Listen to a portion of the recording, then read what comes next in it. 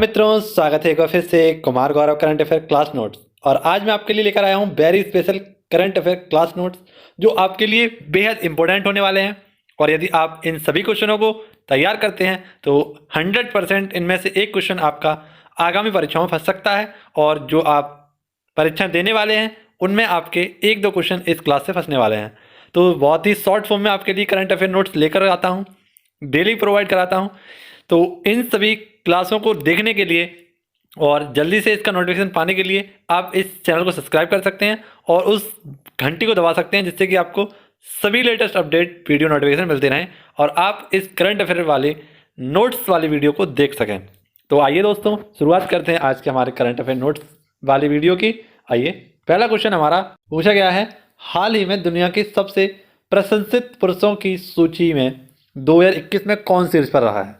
तो वैसे तो क्वेश्चन काफ़ी नॉर्मली सा क्वेश्चन है, लेकिन अगर हम देखें भारत के नज़रिए से तो काफ़ी इंपॉर्टेंट हो जाता है, क्योंकि इसमें जो प्रशंसित पुरुषों की सूची है इसमें भारत की तरफ से नरेंद्र मोदी जी का 8वां स्थान आया है।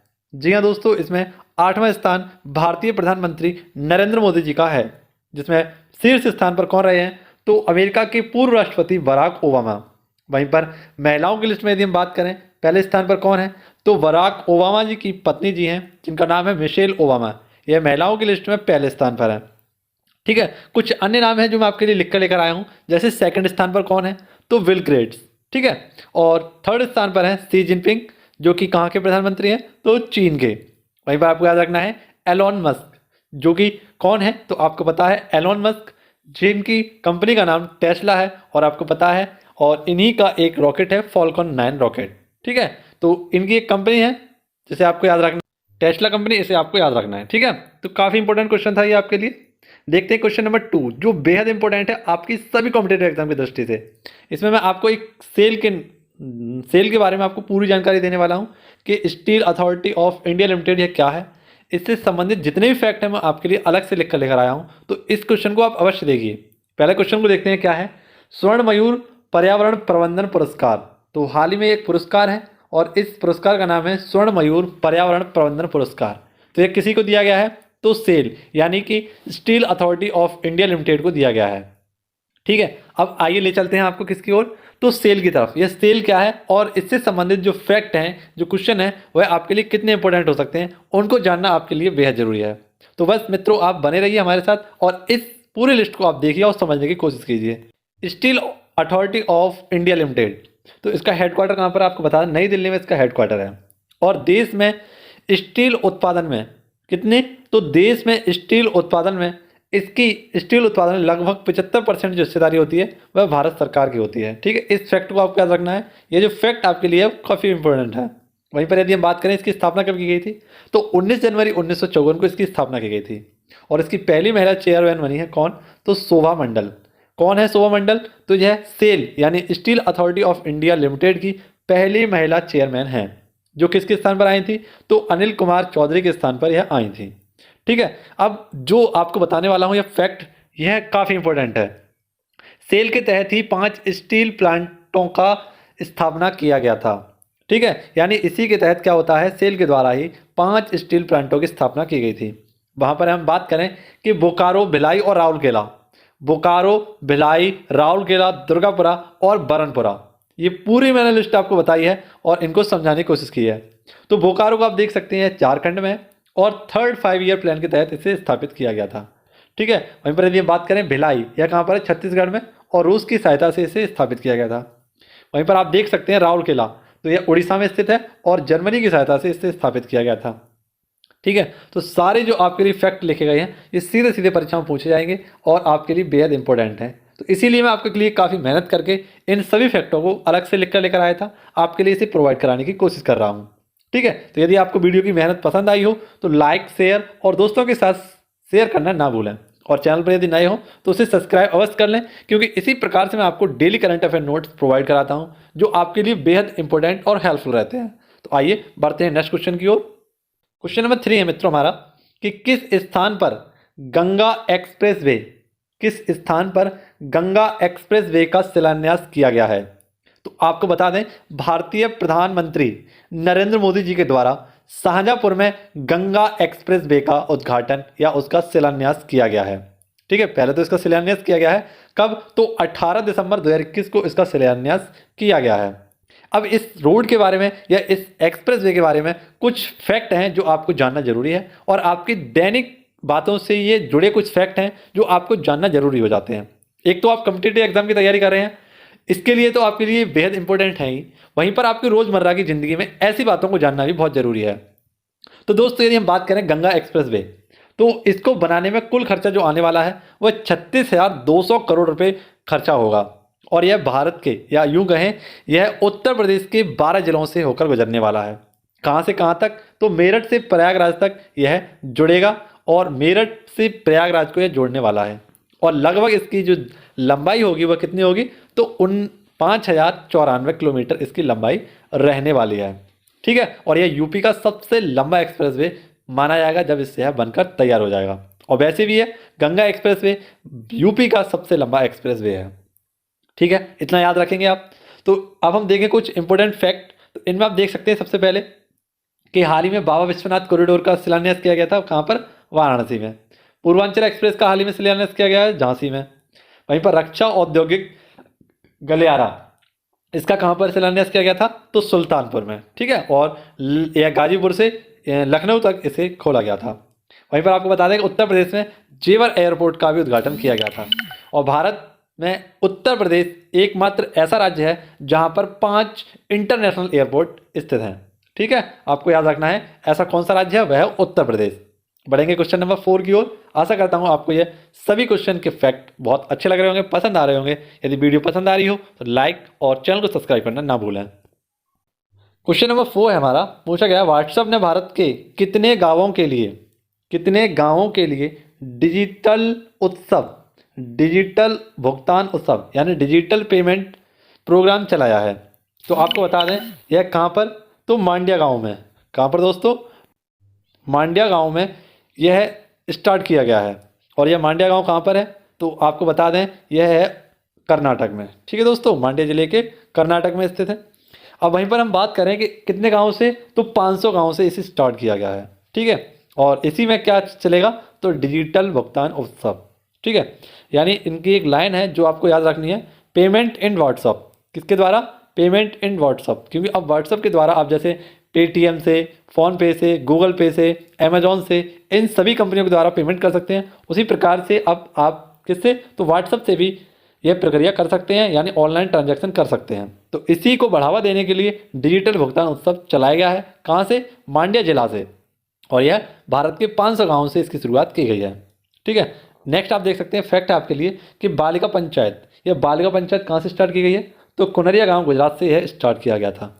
ठीक है, क्वेश्चन नंबर 5 देखते हैं, बेहद इंपॉर्टेंट है यह भी आपके लिए। इसमें भी आपको काफ़ी फैक्ट बताऊंगा मैं। जैसे कि आप देख सकते हैं विश्व अल्पसंख्यक अधिकार उत्सव। तो विश्व अल्पसंख्यक अधिकार उत्सव यह कब से, तो 18 दिसंबर से मनाया जाता है, और 18 दिसंबर 1992 को इसकी घोषणा की गई थी। ठीक है, वहीं पर एक फैक्ट याद रखना है कि राष्ट्रीय अल्पसंख्यक आयोग या किस एक्ट से इसकी स्थापना की गई थी, तो 1992 के एक्ट से इसकी स्थापना की गई थी। और प्रेजेंट टाइम इसके हेड कौन है, तो इकबाल सिंह लालपुरा। ठीक है दोस्तों, इतना आप याद रखेंगे। देखते हैं नेक्स्ट क्वेश्चन, क्वेश्चन नंबर 6, किसे इंडियन न्यूज़पेपर सोसाइटी का अध्यक्ष चुना गया है। तो काफी छोटा क्वेश्चन है, किसे इंडियन न्यूज़पेपर सोसाइटी का अध्यक्ष चुना गया है, तो यह मोहित जैन को चुना गया है। अब ये इंपॉर्टेंट इसलिए है क्योंकि हाल ही में आपको पता है कि पीटीआई है ना, इसके भी प्रेस ट्रस्ट ऑफ इंडिया के हेड भी चुने गए थे, और इनका नाम था अवीक सरकार। ठीक है, लोकसभा टीवी और राज्यसभा टीवी को मिलाकर एक कर दिया गया था, और इसके पहले सीईओ बनाए गए थे रवि कुमार। यह किसकी सिफारिश पर, तो सूर्य प्रकाश समिति की सिफारिश पर लोकसभा और राज्यसभा टीवी को ब्लैक किया गया था। नेक्स्ट आप देख सकते हैं संवाद कौमुदी। तो यह राजा राम मोहन राय की एक पत्रिका है जिसका नाम है संवाद कौमुदी। वहीं पर कॉमनवेल्थ पत्रिका किसकी है, तो एनी बेसेंट। यह पहली महिला थी जो कि कौन थी, कांग्रेस की अधिवेशन करने वाली अध्यक्ष थी। ठीक है, ये पहली महिला थी। वहीं पर पहली अगर भारतीय महिला की पूछी जाए तो आपको कमेंट बॉक्स बताना है वो कौन सी महिला है। ठीक है, अब हम देखते हैं नेक्स्ट क्वेश्चन, क्वेश्चन नंबर 7। यह क्वेश्चन भी हमारी परीक्षाओं के लिए बेहद इंपॉर्टेंट है, और इसमें भी आपको करंट अफेयर से संबंधित 2 ऐसे क्वेश्चन बताऊंगा जो सीधे सीधे आपकी परीक्षा में संबंधित हैं और इस क्वेश्चन से रिलेटेड हैं। ठीक है, पूछा गया है कि हाल ही में किसने अग्नि प्राइम या इसी का दूसरा नाम है अग्नि पी का सफल परीक्षण किया है। तो आपको बता दें DRDO यानी defence research and development organisation, इसके द्वारा एक मिसाइल, यानी आपको बता दें अग्नि प्राइम इस मिसाइल का नाम है, और इसी का दूसरा नाम है अग्नि पी। पी का मतलब यहाँ पर क्या है, प्राइम।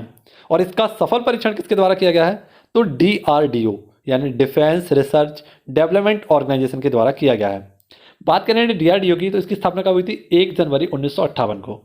और इसके अब हेड जो है प्रेजेंट टाइम में वो कौन है, सतीश रेड्डी। और इसका हेडक्वार्टर कहाँ पर है, तो न्यू दिल्ली में इसका हेडक्वार्टर है। ठीक है दोस्तों, और इसका जो ध्येय वाक्य है वह आपको याद रखना है, वलस्य मूलम विज्ञानम।